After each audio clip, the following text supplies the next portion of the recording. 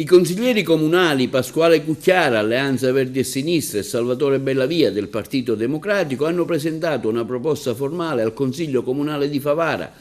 finalizzata al ripristino e al potenziamento della linea di trasporto su gomma tra il comune di Favara e il capoluogo Agrigento. La proposta dei due consiglieri comunali favaresi, sottolineano i firmatari, nasce da una serie di esigenze concrete che riguardano la mobilità quotidiana dei pendolari, il turismo e in particolare la carenza di collegamenti nel pomeriggio e la mancanza di servizio nelle giornate di domenica. Al momento Favara è uno dei comuni della provincia di Agrigento non collegati con continuità al capoluogo, una situazione che si aggrava nei periodi di maggiore afflusso turistico come la stagione primaverile ed estiva. La nostra proposta vuole rispondere a una doppia necessità, affermano Cucchiara e Bellavia. Da un lato potenziare il servizio per i cittadini di Favara, che sono penalizzati da un trasporto pubblico inadeguato, e dall'altro contribuire a valorizzare il flusso turistico nell'anno di Agrigento Capitale della Cultura 2025.